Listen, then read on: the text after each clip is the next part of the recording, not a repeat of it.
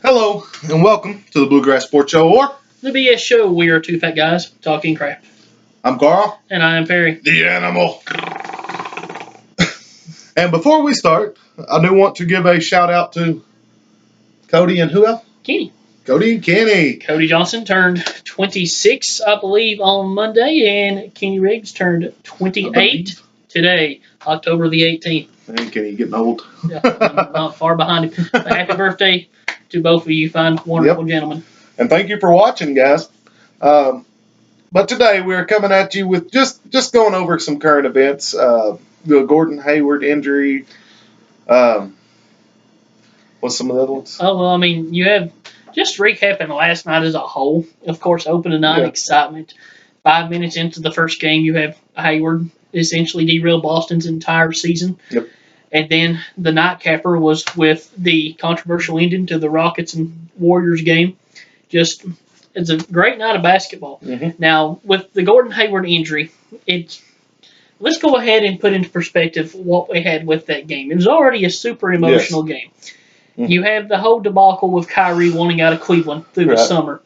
And then he just so happens to be traded to Boston, who just so happens to open the season in Cleveland.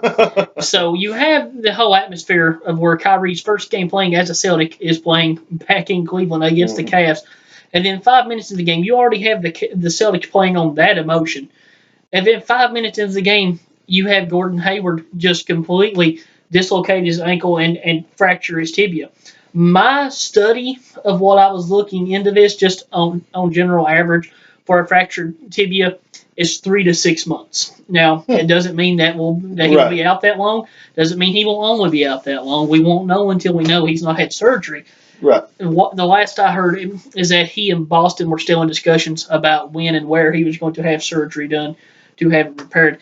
Awful injury. I hate it for him. Yeah. As I was telling a couple that I was speaking with last night about this injury, I'm a Laker fan. I cheer for Boston to lose every game they play, as a Boston Celtic fan should do for a Los Angeles Laker team. Right. They should always cheer against the Lakers. It's part of sports. But you don't want to see people get hurt. Exactly. I have never, and I will never, ever choose for a team to have misfortunes or have an unfortunate turn of events due to an injury, especially a graphic one like that. Just watching the players' reactions, it was terrible. It was rough. Yeah. It was terrible. And just... I hate it. I hate it for him. Just signed a brand new massive deal. New team for him as well.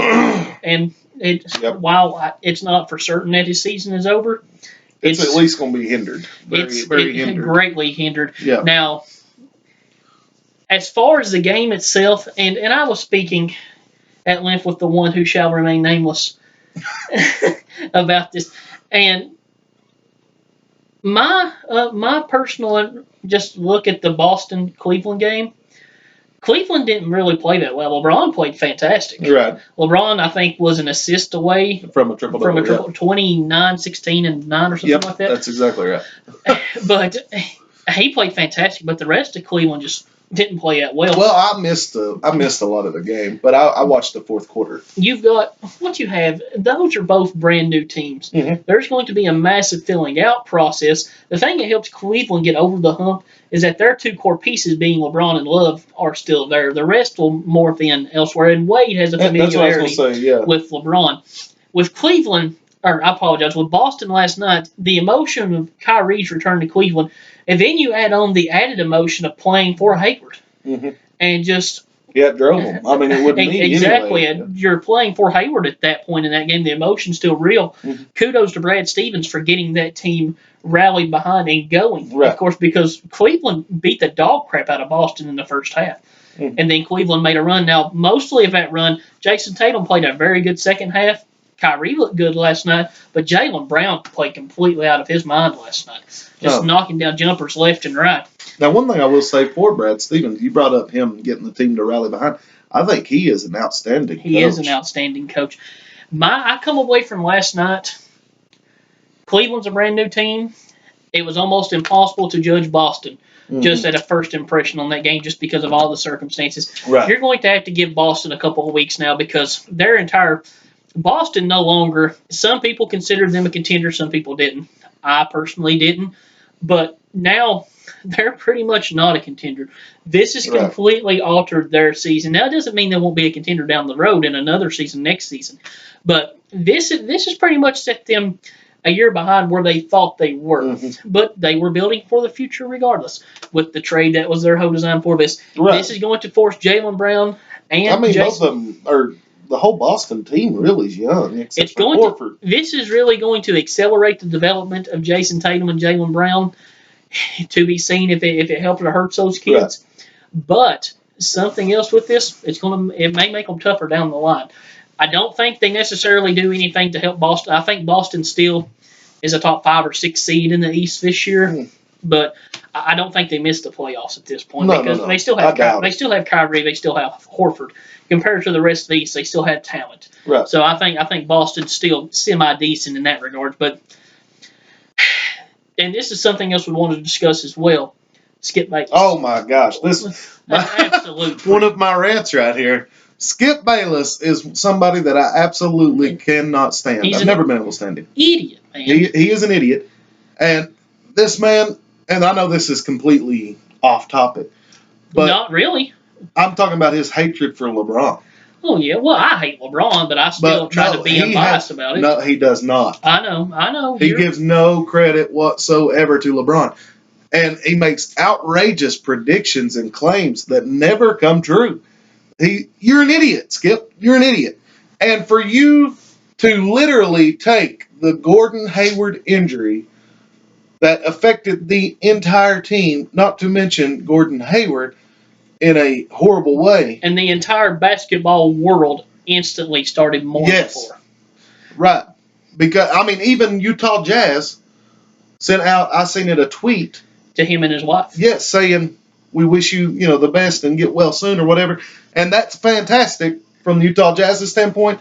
But, Skip, for you to take this and for you to twist it around to yet again make another stab at LeBron James is absolutely stupid. I'm not saying this verbatim what he said, but if I do recall right, the Gordan Hayward injury ensures LeBron is going to lose his sixth NBA final. Yes. All it does is ensure LeBron will lose his 6th NBA final.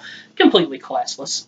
Yes. There's no call for that. Tasteless. Now, that was just ridiculous. I'm going to be blunt and honest here.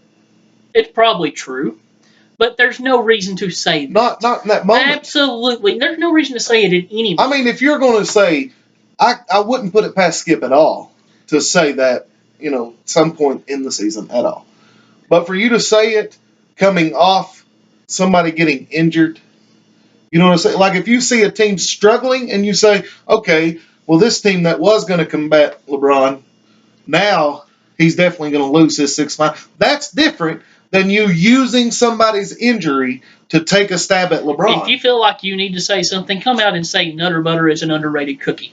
Don't make a joke about a guy's injury, especially one in this situation. It's not like he was out privately doing something. Right. He got hurt in a graphic way on national television. Yes. So that was just awful. And it's a big injury. It would be one thing if he twisted his ankle. He's going to be out a few games. Yes. But no, this very, very heartbreaking. It took the light off of the horribleness of the injury for everybody involved, whether it be Gordan Hayward or the team or anything. If they did this during halftime or they actually did this while they were on the bench. But I know that LeBron and Isaiah Thomas each went to Boston's locker room to check on him during the game last night. Really? Yes. That's cool. They may have done it during halftime, but my understanding was they left the bench to do it. That's cool. It's class. Class. Now, that's something Skip knows nothing about right exactly. there. So Cleveland survives. Of course, it comes down to Kyrie with a shot to tie the game with LeBron guarding him, and Kyrie airballs the shot. So we'll move forward. Did I step on your toe? And so I'm sorry. No, you didn't, but you scared me. We'll move forward. Go to the nightcap game. Of course, comes out. The Warriors are rolling. Steph picks up his 2nd foul. Here come the Rockets. Something that I found somewhat appealing to this game was how backwards and forwards it was in the second half, just up and down game massively. The Warriors would pull away, the Rockets would drill them back in, the Warriors pull away, the Rockets pull them back in. Something that I found somewhat alarming, Chris Paul looked completely out of place last night. He had 10 assists, but he looked completely Well, out of they're place. going to have to figure that out. Yes. I mean, that's a process, too. When you talk about the new teams in Cleveland, Boston, Yes. I mean, when you talk about a point guard being new and being one of the leaders of the team, like a Chris Paul or a Kyrie, it seriously affects the team. While Paul was in the game in the first quarter, it looked like the Warriors were going to beat them by 30 last night. And whenever Paul sat down, Harden let him back on a charge. Right. Now, ironically, that was whenever Steph also sat down with his second foul. But you had just a Harden played fantastic last night. And Nick Young played great for the Warriors. I wouldn't say really anybody else played that great. Draymond Green had a decent game, got hurt, and he's going to be a day-to-day ordeal. I think he had an MRI today. I've not seen the results from it. But you have two of the most elite offensive teams in the league, and it comes down to the last shot. And Durant makes the shot, but he gets it off just barely after the buzzer expires. So whenever I was looking to see who won the game, I did not watch it directly live. I was speaking with Sebsy on Xbox, and I was looking at my phone. The Rockets won. No, the Warriors won. The Rockets won. The Warriors won. Because the score kept changing backwards and forwards because they didn't know if the shot was going to count or not. So, and he's like, I gotta know. Now, I'm happy that the Rockets won. I am, but I'm a big Warriors hater. All you Warrior haters need to realize all this does is means that they can't win 82 games. They started 0-1 last year, so I'm not worried about going. No, I'm not saying that. I just like seeing them lose. No, by no means am I saying, what's wrong with the Warriors? No, they're perfectly fine. Eric Gordon looked really good last night off the bench for Houston. God, he looked really good. I think he's got a very solid chance to repeat for 6 Man of the Year. Very solid. Now, I do believe they'll get it figured out, and the Rockets will look more together whenever they'll get it figured out. D'Antoni is not going to let Paul go to waste. Oh, absolutely. He's got Paul for 1 year. Might as well make it count. Yep. So he's not going to let him go to waste. He's going to try to finally get over that hump that he never got over. A couple other things I would like to bring up. They come out today and said that the NFL will not require players to kneel during the national anthem. It's indicated that the NFL, Roger Goodell, tried to push forward a motion to make a rule to change it to where the players had to stand during the national anthem. You said kneel. I'm sorry. That's why I was like, wait, what? He tried to push forward a motion to have them stand. It ended up being today released that they will not be required to. They are encouraged to stand during the national anthem. It's asked that they do, but they're not required to. I don't know about requiring them to. The NBA does it. We've already touched this, our opinions about it. Yeah. So, now, something else today. Tom Jurich, fired at the University of Louisville, arguably one of the best athletic directors in the country. He's also a crook. Something that was well-deserved, should have happened this past summer. Yep. But whenever you systematically, I don't care how successful your athletic department is, whenever you are systematically over top of schemes that are robbing your university blind, I mean, yep. It is what it is, and you should have been fired. Yep. You've been a bully to all the media in Louisville who's tried to cover Louisville and or Kentucky in your jurisdictional area of reign. And this, as a Kentucky fan, as a fan of media members who have been victim of your bullying, I'm happy you're gone. Rick Pitino officially fired on Monday.